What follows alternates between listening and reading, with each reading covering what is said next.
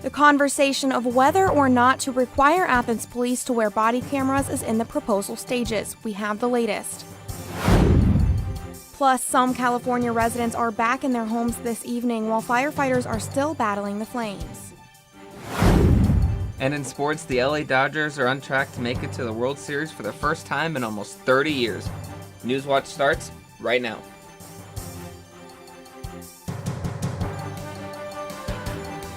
Broadcasting live from WOUB TV in Athens, this is Newswatch. The Athens Police Department is looking at all avenues to ensure better safety, and one city councilman is doing all he can to make sure both officers and suspects are protected. Good evening, I'm Chelsea Sick. Thanks for joining us. As we told you last week, City Council is considering equipping Athens police officers with body cameras. Michaela Marshall is live at the Athens Police Department with more. Michaela? Well, Chelsea, that's right. The Athens Police Department may be required to wear body cameras, and this is coming from a push from attorney and city councilman Patrick McGee. I'm a strong advocate for holding police accountable for their actions. As an attorney, Councilman McGee says body cameras could help protect both the officers and his clients, because video footage could provide a record of the truth. A few years ago, the Athens County Sheriff's Office considered implementing police body cameras for the county, but the hefty annual price tag was a concern. I think the body cams for us is a good idea. I think it would benefit our department, our office, but it just didn't make sense financially for us to pursue. I really thought I could use that $9,000 to $11,000 in better areas, and we've already had the in-car cameras. APD Chief Pyle recently presented the pros and cons of implementing body cameras to City Council, and one of his main concerns, like the sheriff, was the cost. But Councilman McGee argues that not all camera systems are as expensive as the chief says. I think Chief Pyle presented a proposal that was about a third more expensive than the alternative option. Councilman McGee says he plans to explore all options while attending a conference in Columbus next month that provides information on companies selling body cameras to law enforcement in hopes of finding one that fits Athens' needs. I intend on going up there November 1st to a conference to check all of these systems out to see what actually is affordable for a city like Athens. 15 Athens. They're on their way back through 3. But what do Athens police officers think about this? So I'm here doing a ride-along with Officer Foster, and he says that he would be okay wearing body cameras because he definitely thinks it could be useful in certain situations. But he is concerned because even with the video recording, sometimes it doesn't tell the full story. A lot of the cons of the body-mounted cameras are you can only see whichever way the officer is facing. And say it can only pick up what's in front of you. Well, then that leaves basically 3/4 of what you're not able to see. And it won't be able to catch what's happened behind you. If an officer decides to turn their head to look back behind them, check the area back behind them or whatever, it's not going to pick up on that. However, Officer Foster says there are situations where body cameras could be useful. Domestic situations could be useful. Any type of assault that might happen uptown that we commonly deal with, any possible type of robbery. If we're dealing with an actual robbery suspect, any type of pursuit that's going on, any high-speed pursuit, any officer-involved shootings that may have happened or that might happen in the future, any type of drug transactions that we might witness, the list could just go on and on. Once Councilman McGee returns from the conference in November, he will present a proposal to the mayor and city council. And if they approve his proposal, a series of 3 readings will take place before the council comes to a vote. And Councilman McGee hopes to have body cameras by fest season this spring. When we get into fest season in Athens, it would be really nice to have these cameras. So if it can be implemented, if we could actually purchase a reasonable set of cameras by that point in time, it would be nice to do it. Well, it's too soon to say whether or not Athens police officers will be wearing these body cameras, but it is safe to say that they are willing to do whatever's going to serve our community best. Reporting live in front of the police department, I'm Michaela Marshall.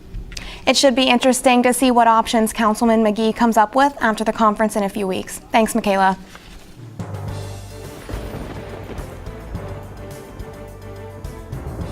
Well, good Monday evening from the Newswatch Weather Center. I'm forecaster Ethan Emery, and today, a very comfortable and mild Monday for you. You can see temperatures right now only in the mid-50s. It's very comfortable from what we've seen last week, and you see those temperatures right now, 54 degrees here in Athens with those partly cloudy skies, with those light winds from the northwest at about 3 miles per hour, and a very dry dew point at 35 degrees, all in part to that very, very high pressure at 30.25 inches across the region. And temperatures across the region still in the mid-50s, so 56 over in Columbus, 53 in New Lexington, 57 degrees down in Ripley, and here in Athens, 54 degrees. And it's been a pretty nice day outside today because you look outside the SkyLab Clippinger rooftop camera from SkyLab, you see some partly cloudy skies there with a nice sunshine, but tonight it could get cold because the next couple of hours you will see temperatures falling down into the upper 40s by 8 o'clock and by 46 degrees at 9 o'clock. And yes, we are seeing a chance of frost this evening, Chelsea. All right, thanks, Ethan. Yep.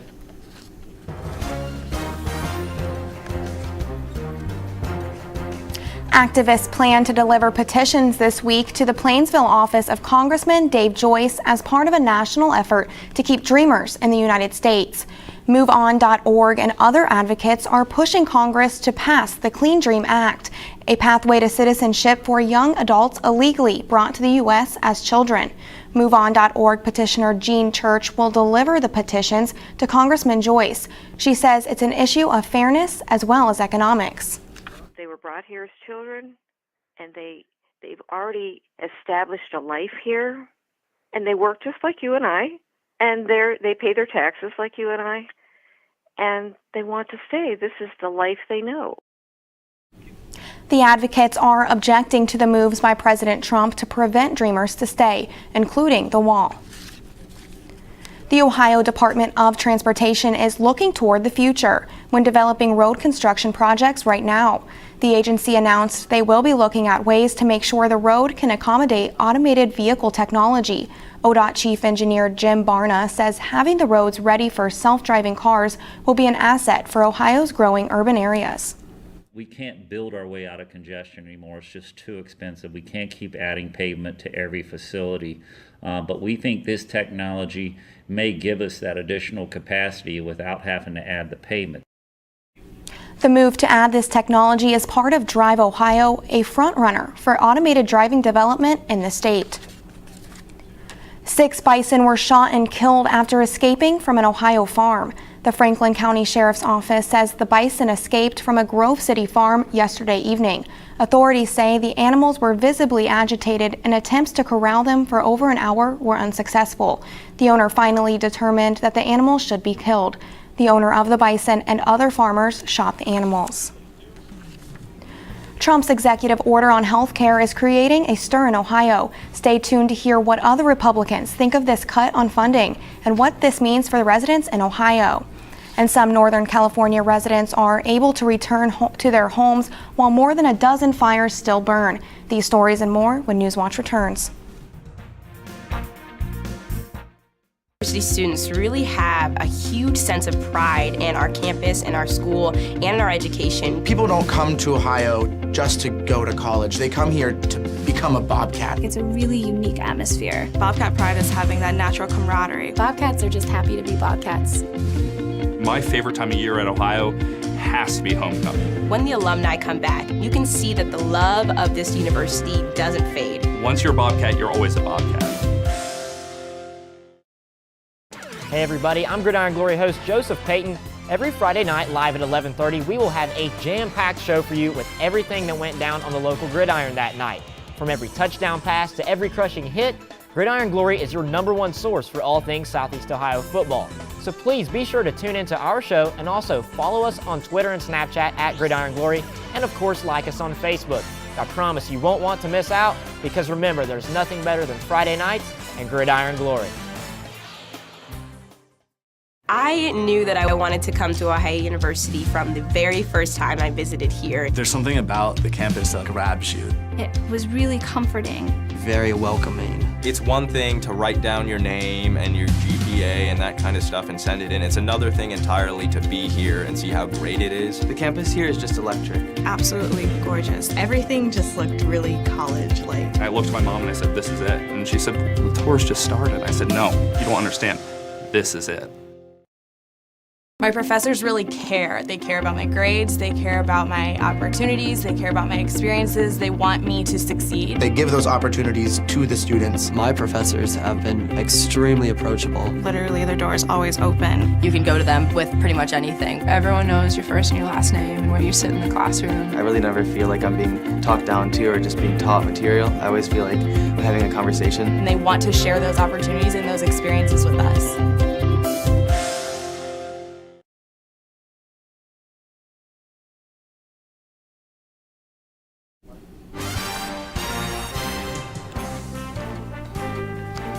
President Trump signed an executive order last Thursday that will end key payments to insurance companies to fund subsidies, and what he says today effectively kills Obamacare.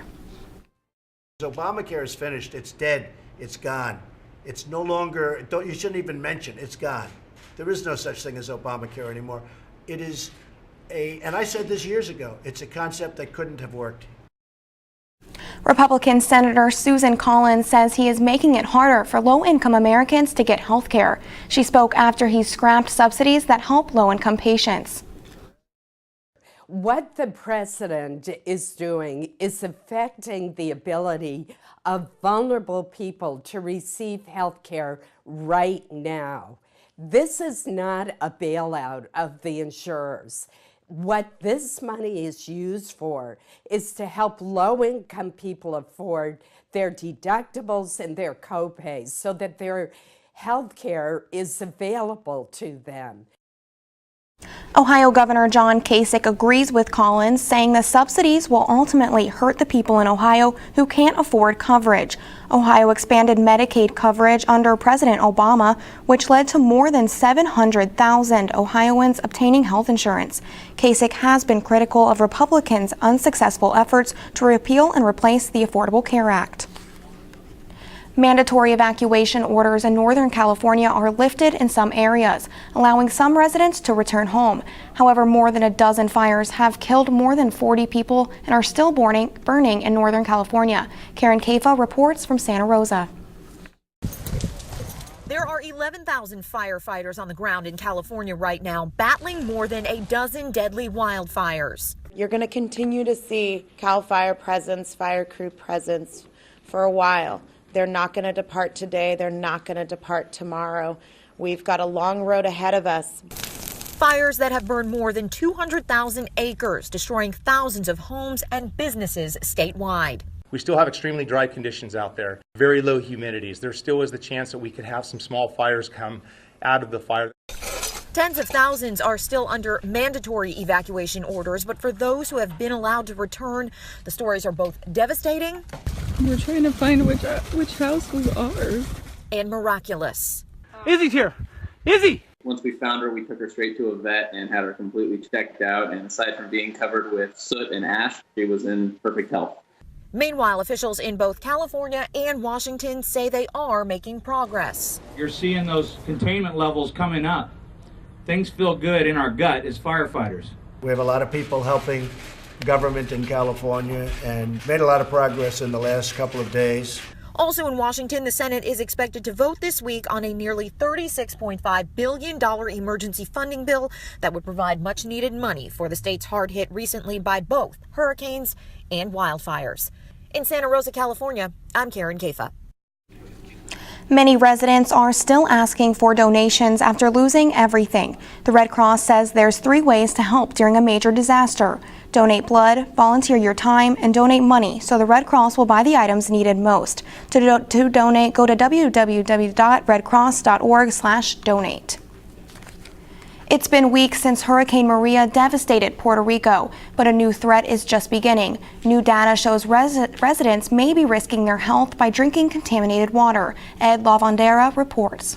The governor of Puerto Rico insists that the water is safe, He says the territory's Department of Health has tested it. Obviously, if it's non-drinking water, we're not going to be serving it. But if it complies with the Clean Water Act, then it is going to happen. But it's not clear if the other wells are safe. An Environmental Protection Agency team spent the weekend gathering water samples for further testing. We're not saying that somebody is at immediate danger by drinking this water. We are considering it a long-term risk. Gary Lipson is the EPA Incident Commander in Puerto Rico. He says they're looking for signs of industrial toxins often linked to serious health problems, including cancer. And EPA documents show that as late as last year, dangerous levels of those industrial toxins were found in the ground. How concerned are you about what might happen to them? We're concerned because it's not absolutely clean, pure water. There are some contaminants. Right after the EPA team left and locked the site, Juan Carlos Oquendo and his brother showed up, peeled back the fence, and filled up dozens of containers with water. Juan Carlos brought us to his home where he lives with his family. The top floor was destroyed by the hurricane. His mother says they've only received 2 packages of water since the storm, and she's been drinking the water from that potentially contaminated well for 2 weeks and says she now has stomach pains. She says the stomach pain started about 2 weeks ago and that she's trying to ignore them. Pero piensa que tiene algo que ver con el agua. Do you think it has something to do with the water? También tiene que ver algo con el agua. She doesn't know for sure, but she thinks it might have something to do with the water she's been drinking. It's impossible to know for sure if the stomach pains are related, but in these desperate times, with every drop of water, many Puerto Ricans could be flirting with another disaster. A leading House Democrat wants the Department of Homeland Security to investigate the water situation in Puerto Rico as well. This comes after a report that people were drinking water taken from a federally designated hazardous waste site. Congressman Benny Thompson wrote a letter to the acting Homeland Security Secretary asking for the investigation. NASA scientists recorded an astronomical phenomenon. 2 neutron stars collided for the first time. Don't miss that story next. And temperatures right now in the 50s, but going down to the 30s tonight with a frost advisory. All those details coming up next on Newswatch. Professors really care. They care about my grades, they care about my opportunities, they care about my experiences, they want me to succeed. They give those opportunities to the students. My professors have been extremely approachable. Literally, their door is always open. You can go to them with pretty much anything. Everyone knows your first and your last name, where you sit in the classroom. I really never feel like I'm being talked down to or just being taught material. I always feel like I'm having a conversation. And they want to share those opportunities and those experiences with us. Ohio University students really have a huge sense of pride in our campus, in our school, and in our education. People don't come to Ohio just to go to college. They come here to become a Bobcat. It's a really unique atmosphere. Bobcat pride is having that natural camaraderie. Bobcats are just happy to be Bobcats. My favorite time of year at Ohio has to be homecoming. When the alumni come back, you can see that the love of this university doesn't fade. Once you're a Bobcat, you're always a Bobcat. I knew that I wanted to come to Ohio University from the very first time I visited here. There's something about the campus that grabs you. It was really comforting. Very welcoming. It's one thing to write down your name and your GPA and that kind of stuff and send it in. It's another thing entirely to be here and see how great it is. The campus here is just electric. Absolutely gorgeous. Everything just looked really college-like. I looked at my mom and I said, "This is it." And she said, "The tour's just started." I said, "No, you don't understand. This is it." Hey everybody, I'm Gridiron Glory host Joseph Payton. Every Friday night live at 11:30, we will have a jam-packed show for you with everything that went down on the local gridiron that night. From every touchdown pass to every crushing hit, Gridiron Glory is your #1 source for all things Southeast Ohio football. So please be sure to tune into our show and also follow us on Twitter and Snapchat at Gridiron Glory, and of course like us on Facebook. I promise you won't want to miss out, because remember, there's nothing better than Friday nights and Gridiron Glory.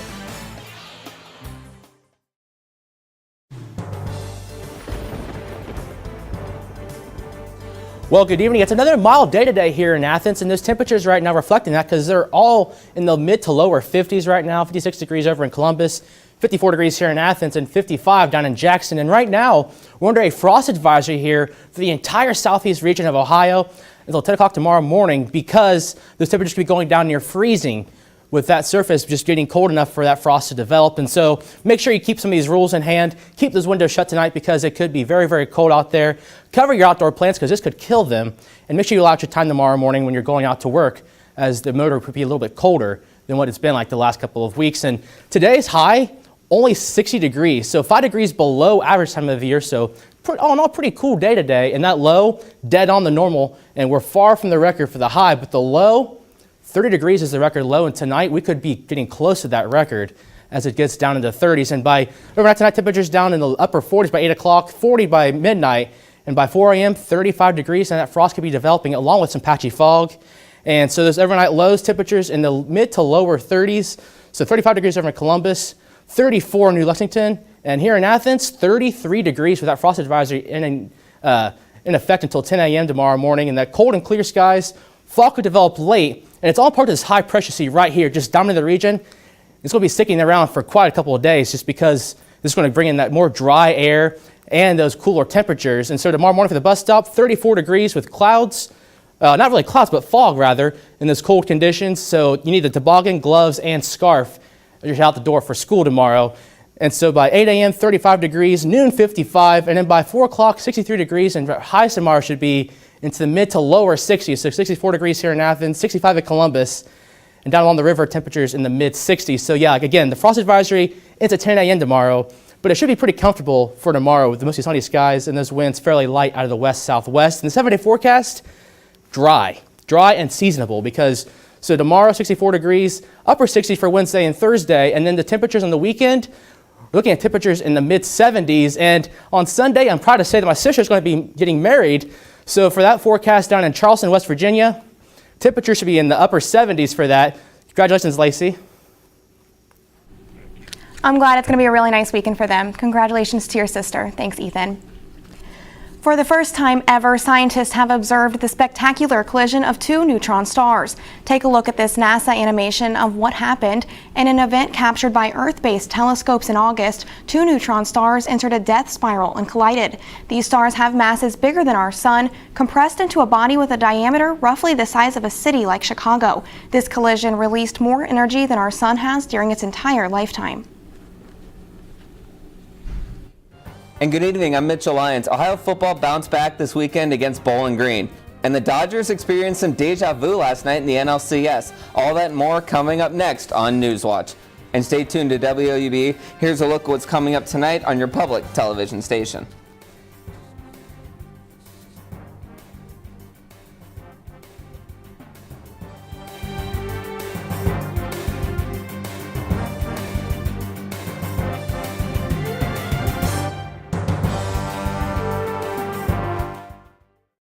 I'm Gridiron Glory host Joseph Payton. Every Friday night live at 11:30, we will have a jam-packed show for you with everything that went down on the local gridiron that night.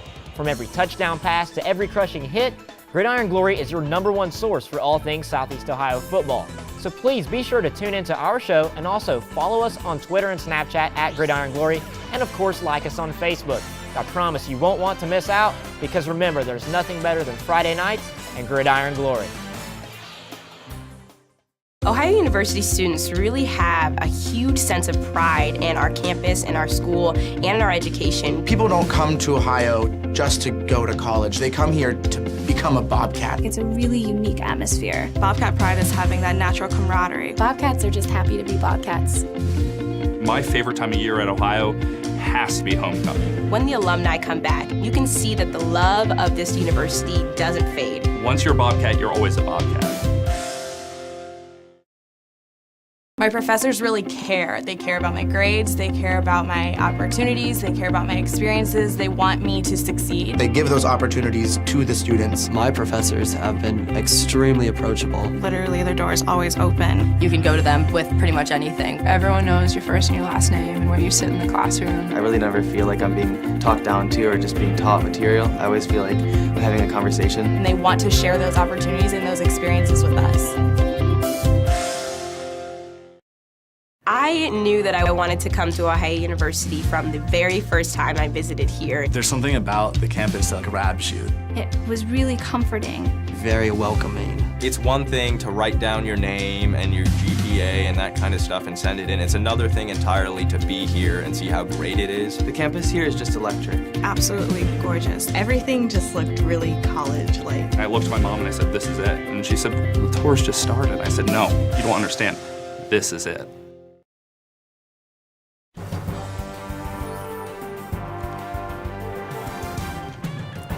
Welcome back on Mitchell Lions. The Ohio women's soccer team will face Bowling Green later this week after splitting 2 games on the road this weekend. They defeated Western Michigan on Friday and fell to Northern Illinois yesterday. Against Western Michigan, Mandy Arnaz tied the game with her first career goal. Remy Ead scored the game winner just 1 minute into overtime. Yesterday, the Bobcats surrendered an early goal to Natalie Yaz and couldn't create enough chances to come back with only 3 shots. Thursday's home game will start at 3 o'clock at Chelsea Field. The Ohio women's volleyball team was in action this weekend. On Friday, the team once again had to go to a 5th set. However, they fell in the 5th set 19-17 to the Toledo Rockets. Tia Jimerson led the way for Ohio with 19 kills. The next night against Ball State, Ohio played perhaps their best game of the season. Ohio won in straight sets for the first time since August. Lizzie Stevens led Ohio with 19 kills. Ohio returns to the court next Friday against Northern Illinois. The Ohio Bobcats rushed for more than 330 yards on Saturday and picked up a much-needed win over the Bowling Green Falcons. Ohio came off a sluggish first half to defeat Bowling Green 48-30. It's the third time this year Ohio scored more than 40 points in a game. Quarterback Nathan Rourke led the way, rushing for nearly 150 yards and 3 touchdowns. Rourke's performance earned him MAC East Player of the Week for the second time this year. Ohio's back in action next Saturday against the Kent State Golden Flashes. The Cleveland Browns had a chance to draft former Clemson quarterback Deshaun Watson twice in the 2017 NFL Draft, and both times they passed on him. In his first game against the Browns, Watson made them look foolish. He threw for 225 yards and 3 touchdowns against the Browns. At one point, Watson had the Texans up 33-3.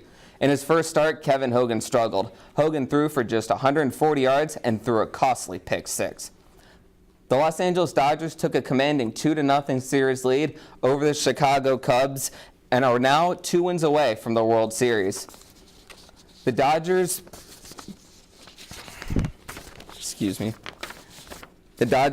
had Justin Turner up in the 9th inning, and he hit a bomb to center field, giving the Dodgers a 4-1 victory.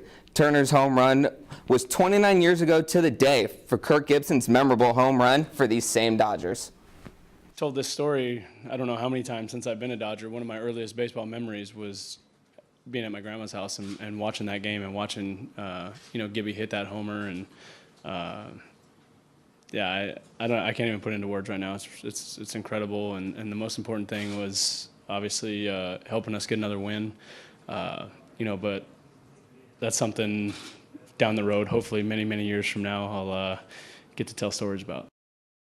The series resumes tomorrow night from Wrigley Field in Chicago. First pitch is set at 9 o'clock. I'm Mitchell Lyons, and that's it for sports. Back to you, Chelsea. Thanks, Mitchell. Here's a day that is the cat's meow, literally.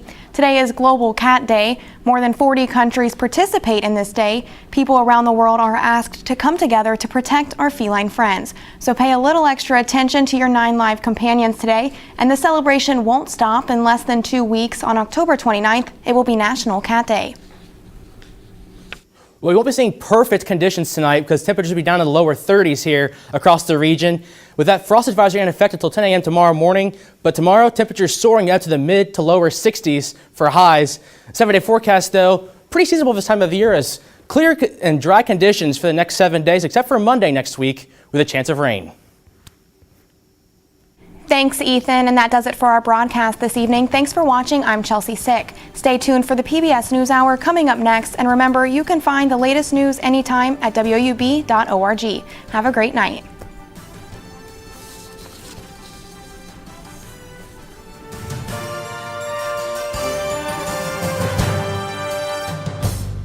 Buddy, I'm Gridiron Glory host Joseph Payton. Every Friday night, live at 11:30, we will have a jam-packed show for you with everything that went down on the local gridiron that night.